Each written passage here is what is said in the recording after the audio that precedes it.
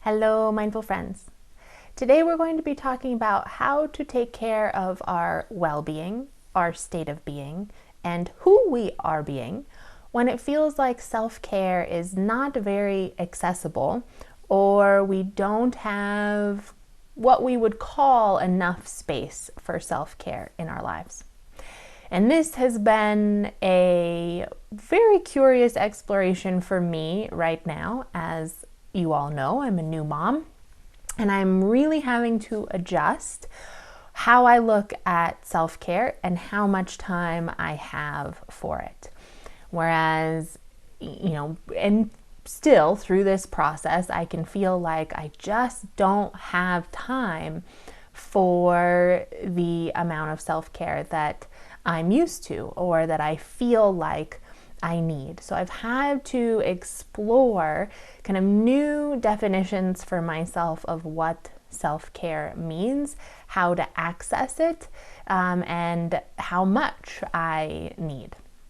So we think in our Western world, it's kind of a dichotomy of one, we're super blessed that we have access to, we have the resources for, the funding for, and some of us the time for self-care. We have all these things and we are told, do your yoga and eat well, make healthy food, take care of your sleep habits, get outside, have a hobby, have good connections, good relationships. And on the other side, we're also a society that, because we have access to so much, but also our society is very busy. We're always told, not told, but maybe have this image of like doing a lot, accomplishing a lot, and our jobs require a lot. A lot of us work a lot of hours.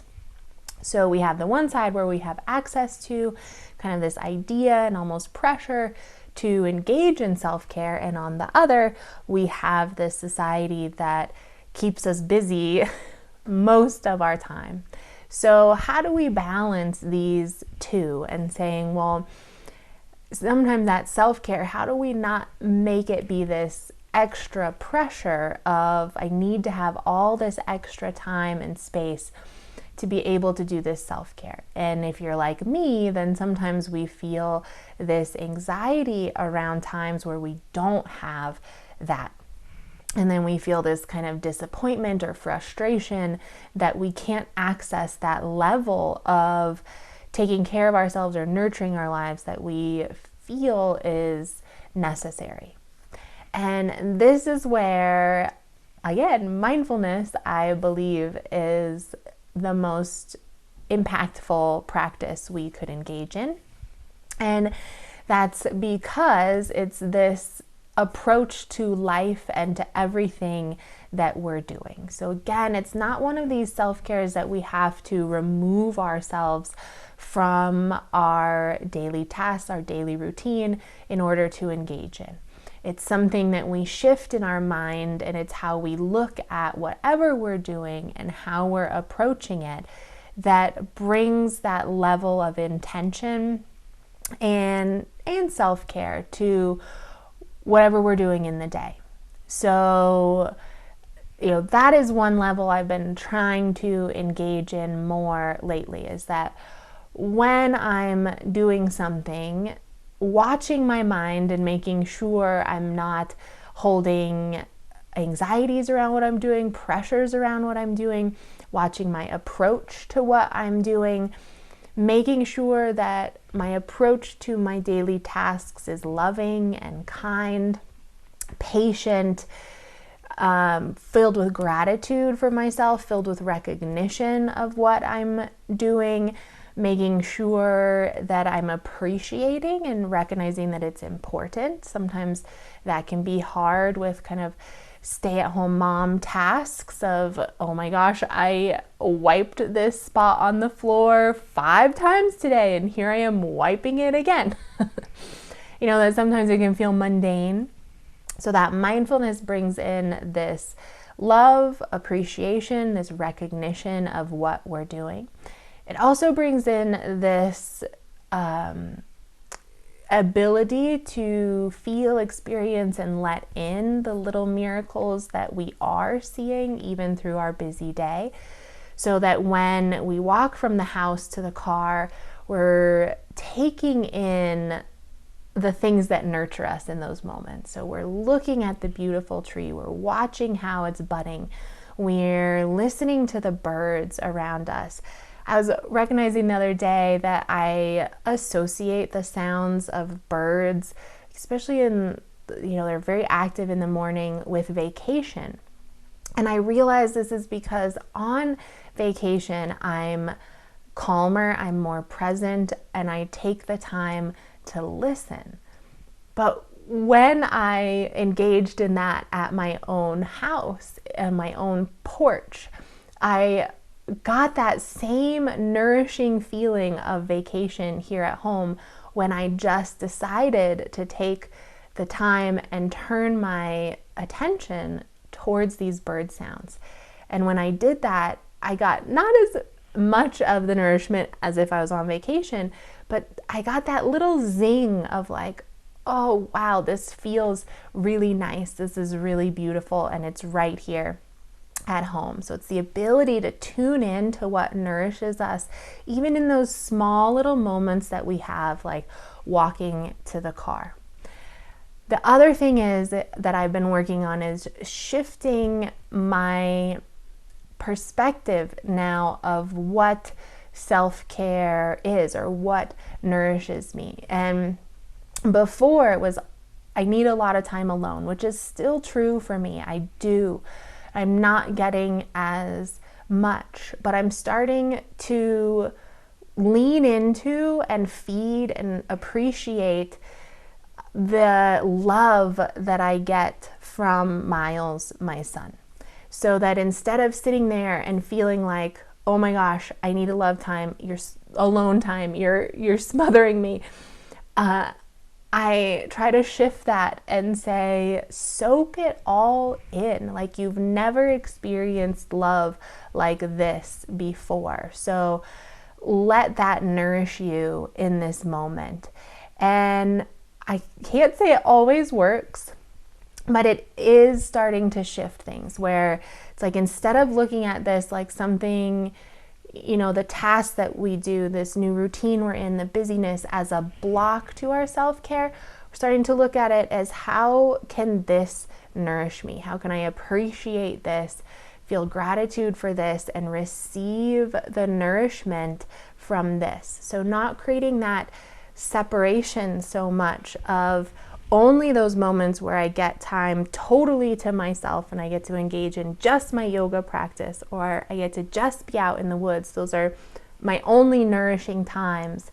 So I'm starting to shift that and say, how can my everyday life nourish me? How can I feel the gratitude in my everyday life? And how can those very simple, sometimes mundane moments with my son nourish me when I look at it like, this is flooding me with a new kind of love and relationship, and that is a huge source of self-care as well. And not putting, I think that self-care can add extra anxiety to our lives when we put a lot of pressure on absolutely needing it in order to be well. I think that we do.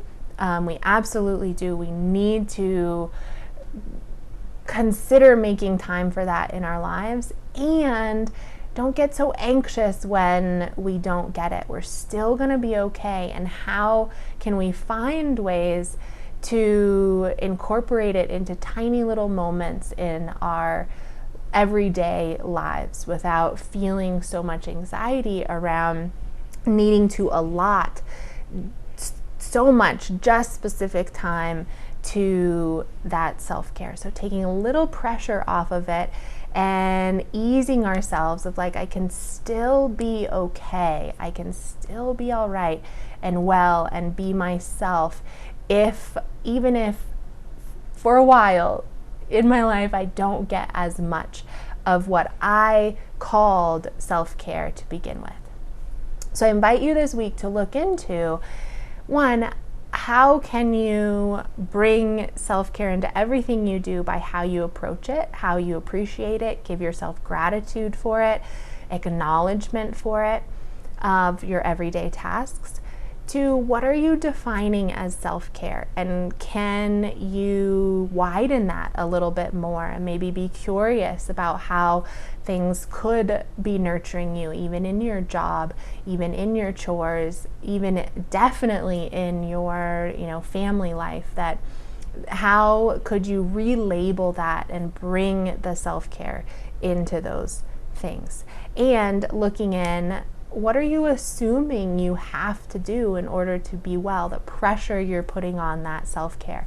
And can you ease that a little bit, become a little more curious and open as to what that means and looks like? If you want to join a group class, the next one coming up is on cultivating peace. It starts this next Tuesday, and it'll be 6 weeks from 7 to 8 p.m. So please join us for that. Also, if you've been curious about mindful yoga, but a little nervous about getting into it, not knowing if you're capable, I'm doing a whole intro series through the Rec Center that is more explanatory, teaches you how to engage with it, makes you more comfortable with it, teaches you how to alter poses for yourself so that you feel more confident going into these group classes. And if you do need a whole day of self-care, we're going out into nature to meditate, to do mindful walking, journaling on June 20th. So I hope you can join us for that. And don't forget, my new book is out, Disentangled, Mindfully Freeing Ourselves from Emotional Abuse, that you can find anywhere you get your reading content. Online, you can find at Mauve, you can find me at the Farmers Market June 13th, or you can buy it through the studio. I hope to see you all very soon, and don't forget to like, share, and subscribe.